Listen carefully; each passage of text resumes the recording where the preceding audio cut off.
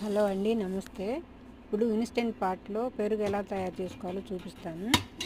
గిన్నెలో పాలు తీసుకొని ఇన్స్టెంట్ పాట్లో పెట్టేసి మూత పెట్టేసుకొని క్లోజ్ చేసేసుకోవాలి.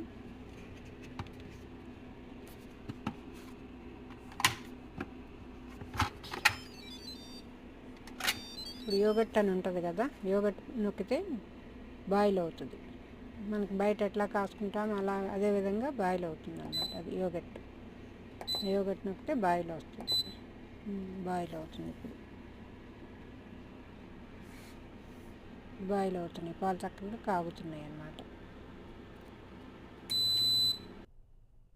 ఇప్పుడు అయిపోయింది కాగటం, ఎండ్ వచ్చేసింది కదా, ఇక కాగినాయి అన్నమాట. ఇప్పుడు మనం మూత తీసుకొని కొంచెంసేపు బయట ఓపెన్గా పెట్టుకొని కొంచెం గోరువెచ్చగా ఉండేదాకా బయట చల్లార్చుకొని మూత ఓపెన్ చేసి అవి చూడండి ఎంత చక్కగా కాగినాయో. బయట ఓపెన్లో పెట్టుకోవాలి. కొంచెం గోరెచ్చగా వచ్చే వరకు ఉంచుకొని ఒక స్పూన్ పెరుగు తీసుకొని గరిటెతో బాగా కలుపుకోవాలి. తోడు పెట్టుకోవటం అన్నమాట. మనం తోడు పెట్టుకునేటప్పుడు అట్లా కొంచెం పెరుగు కలుపుతాం కదా, అలాగే స్పూన్ పెరుగుతో బాగా కలుపుకొని మళ్ళీ ఇన్స్టెంట్ పాట్లోనే పెట్టుకొని మూత పెట్టి క్లోజ్ చేసేసేయండి.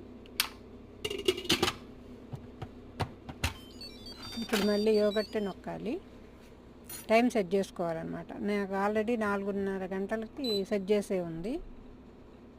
మనం కూడా అంత టైం పెట్టుకొని టైం సెట్ చేసుకోవాలి. తోడుకుంటుంది అన్నమాట. 3.5 hours కల్లా మనకి పెరుగు తోడుకుంటుంది. అయిపోయింది. 3:30 కల్లా నాకు పెరుగు తోడుకుంది. అదిగో 3:38 కల్లా చూస్తున్నాము. ఓపెన్ చేసి చూస్తే చూడండి చక్కగా ఎట్లా తోడుకుందో. అది చక్కగా తోడుకుంది. దాన్ని మూత పెట్టుకొని ఫ్రిడ్జ్లో పెట్టుకుంటే భోంచేసేటప్పుడు చక్కగా పెట్టుకుంటే అది గట్టిగా గడ్డెల్లో చక్కగా పెరుగు బాగుంటుంది. 5-6 రోజులు ఫ్రెష్గా ఉంటుంది, బాగుంటుంది. చలికాలంలో మనం బయట పెడితే తొందరగా తోడుకోదు కదా, ఇట్లా ఇన్స్టెంట్ పాట్లో కనుక చక్కగా మనం తోడేసుకున్నామంటే చక్కగా తోడుకుంటుంది. అది చూడండి ఎంత బాగుందో, చక్కగా గడ్డెల్లో చక్కగా తోడుకుంది, బాగుంటుంది ఫ్రెష్గా.